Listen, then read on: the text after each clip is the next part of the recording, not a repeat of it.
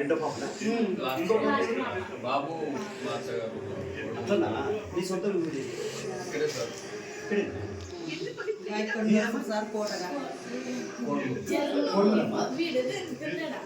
నాన్నే చూపిస్తాం కోట చూపించాలి మళ్ళీ ఆ ముగ్గురు కదా పెద్ద పాప ఈ పాప రెండోది వాడు. నీకు ఎన్నో కొడుకమ్మా? ఎంతమంది కొడుకు? ఫస్ట్ పెద్ద పెద్ద ఇతను రెండో ఆయన ఇంకో ఆయన వద్దులే వద్దు వద్దు లాస్ట్ బిడ్డ అవును లాస్ట్ మా బాబున బిడ్డ పిల్లలు ఫస్ట్ పని బాగా చదువుతుంది. బాగుంటుందా? ఎన్ని గంటలు వస్తుంది తర్వాత 5 గంటలు వస్తుంది మీ అమ్మకి మా సార్ వచ్చినప్పుడు చెప్పమని అదే మళ్ళీ ఆ టీవీ పని చెప్పండి టీవీ చెప్పలే కదా మా సార్ వచ్చినప్పుడు చెప్పండి మా దగ్గర వచ్చేది పాప ఏం వస్తుంది ఎక్కడ సేమ్ ఇద్దరు అక్కడికి పోయేది ముగ్గురు ఆడ పని చేస్తున్నారా సరిపోయారు అన్నదమ్ములందరూ అక్కడికి ఈ పిల్లలు అందరూ నాకు నేనే ఉంటుంది ఎంత అని ఉండదు సార్ అవునమ్మా లేదా ఇప్పుడు ఫోన్ నెట్ కూడా పోతారు అంటే 3 కాలం నేనే ఉండరు ఒక 4 నెలలే 4 నెలలు అయిపోతుంది సరే బాగా చదువుకున్నాను ఖచ్చితంగా ఎన్ని మార్కులు వస్తాయి నాకు ఇప్పుడు మీ నాయన ఎదురుగా మీ అమ్మ ఎదురు చెప్పాలి నాకు 500 మార్కులు రావాలి మా సొంత మా బిడ్డలు మా దగ్గర చూసుకుంటున్నాం చూడు నీ పేరు ఎప్పుడైతే రాముడు ఏం సీను ఈ పిల్లలు అంతగా అయితే ఇంకా మా ఇంట్లోనే పెట్టుకుంటాను ఈ పిల్లలు మాకు ఆడపిల్లలు లేరు వచ్చే కూడా అదే మాట బాగా చూసుకుంటారు 9లోనే ఆఫ్ చేద్దాం అనుకున్నాను నేనైతే. అంటే చదువుతారా లేదా ఒక వేస్ట్.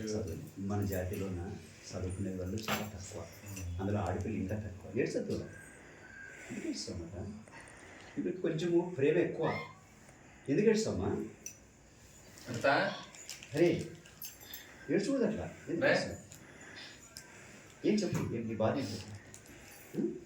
ఏడ్చదు నాన్న, ఏడ్చదమ్మా. నువ్వు ఆడపిల్ల ఇంటికి వెలుగున్నట్లు నువ్వు ఎందుకు ఏడుస్తున్నావు చెప్పు? నీ కారణం నేను ఎందుకు ఏడుస్తున్నావు? బాగా చదువుతున్నామ్మా. ఎవరు జోలు పోడమ్మా. ఈ పిల్లలు మన పిల్లలంతా ఒక్కరు జోలు పోయే రకం కాదు. ఏ కంప్లైంట్ లేవు వీళ్ళ నుంచి, ఒక్క కంప్లైంట్ లేదు. అదొక్కటి బాగా భయం పెడతారు మా పిల్లలకి. చెప్పాను కదమ్మా, ఇంకా ఇప్పుడు నా దగ్గర ఉన్నారంటే మన ఇంట్లో ఉన్నట్లే పిల్లలు. ఇంకా అదే చూడు, మీరన్నా అందుబాటులో దగ్గరలో ఉంటారు కానీ నేను ఉంటా. ఇప్పుడు పొద్దున్న 9 నుంచి సాయంత్రం 4:30-5 వరకు ఉంటారు. మళ్ళీ 5 ఒక అర్ధ గంట తేడా అన్నారు. వాళ్ళు మరి వెంటనే అట్టుకు వస్తారు. 7-7:30 వరకు ఉంటారు. అటు కాదు సార్, చిన్నగా ఉన్న కానీ నాకు అన్ని పెరిగినారు కదా, వాళ్ళ పట్ట పెంచిందని నాకు చెడు పేరు రాకుండా మళ్ళీ బాగా చదువుకోవడం అని ఎంత. మీ పెంపకము బ్రహ్మాండంగా ఉంది. ఆ పిల్లలు ప్రవర్తించే ప్రవర్తన బట్టి మీ పెంపకం బాగుందని నేను మీ ఇంటికి వస్తానమ్మా. మీ ఇంటి పరిస్థితి చూస్తాను, మీ నాయనతో మాట్లాడతాను, వాళ్ళు కూడా నాకు తెలుసాలా అని నేను వచ్చిన. మీ ఇంటి పరిస్థితి ఎట్లా? మాకు అది ఒక్కటే భయం. పిల్లలు బాగుంటే సార్ మాకు చెడ్డ పేరు రాకూడదు. మా ఇంట్లో మటుకు చెడ్డ పేరు మటుకు మా దగ్గర ఉంటారు కదా, మీరు దాని గురించి వదిలేసేయండి పిల్లలు.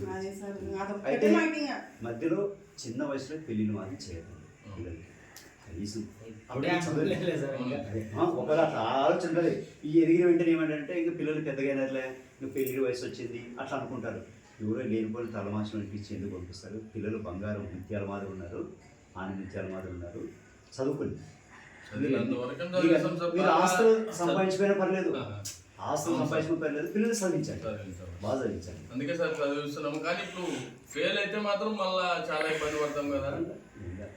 ఏమేం కాదు, ఏం ఫెయిల్ కావడం అనేది కంప్లైంట్ పట్టుకోండి.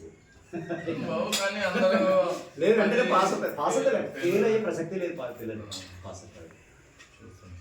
మనకు ఒక్కోసారి చెప్పలేములే, కానీ బాగా అవుతారు పిల్లలు అయితే బాగా.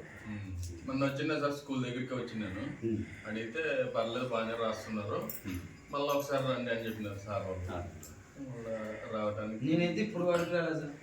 నువ్వు రాలేలే, అందుకోసం నీకు చెప్పింది. మళ్ళీ బడి దగ్గరికి ఒకసారి వచ్చిపోట్లా, మా బడి మొక్కని చూసుకో ఒకసారి. బడి ఎవరైనా తెలుసు అదే మళ్ళీ అంటే నేను రాలే. తిన్నావా? నేను అదే చెప్తుంది సార్.